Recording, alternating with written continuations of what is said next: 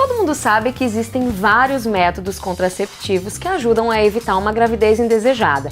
Mas você sabe a eficácia de cada um deles? E como eles agem no seu organismo? É o que a gente vai saber agora com a ajuda do ginecologista, o Dr. Daniel Diógenes. Tudo bem, doutor? Tudo bem. E a Lilian, que está de volta aqui ao Sempre Bem desse domingo. Tudo bem, Lilian? Tudo bom. Bom, então eu queria que vocês começassem falando como que a gente sabe qual que é o método contraceptivo mais indicado pra gente? Na verdade, deve procurar o seu ginecologista, mas a priori qualquer método poderia servir para todo mundo. O que a gente tem que ver são as contraindicações. Então, talvez uma patologia, ou a idade, ou se já teve um infarto, uma trombose, e aí você excluir qual método que você não pode usar.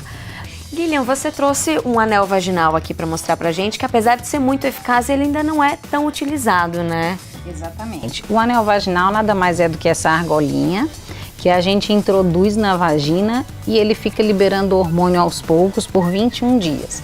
Então, a própria paciente, né, ela introduz o anelzinho pela vagina e ele vai ficar lá dentro da vagina. E aí libera esse hormônio por 21 dias, depois a paciente mesmo retira o anel e fica 7 dias sem ele, que é a pausa para menstruar. Diferente do DIU, que a gente coloca dentro do útero, né? Aqui dentro do útero a paciente não tem como retirar e que ele fica por mais tempo, dependendo do tipo, de 5 a 10 anos, né? Mas tem alguns mitos em torno desse anel, né, Daniel? Apesar de ser um excelente método contraceptivo, existe o medo de se introduzir o anel, de se retirar o anel. A paciente não se conhece, não conhece a região genital. Isso é uma questão cultural que tem que ser esclarecida, porque esse é um método excepcional. Existe o medo da atividade sexual, da perda do anel dentro da região vaginal. Essa região é uma região que não tem como você perder esse anel. Então tem que ser esclarecido, é um método excepcional e deve ser incentivado o uso desse tipo de contraceptivo. E falando em pílula de emergência, né, a pílula do dia seguinte, que não deve ser usado como um método contraceptivo, mas às vezes as pessoas acabam utilizando. E aí, quais são as consequências? Exatamente. Não é para ser usado como método contraceptivo, porque a eficácia é muito baixa, em torno de 80%, e quanto mais você usa a pílula, menos eficaz ela vai ficando. Se a paciente usar demais, isso pode aumentar a chance dela ficar infértil no futuro com problemas na ovulação.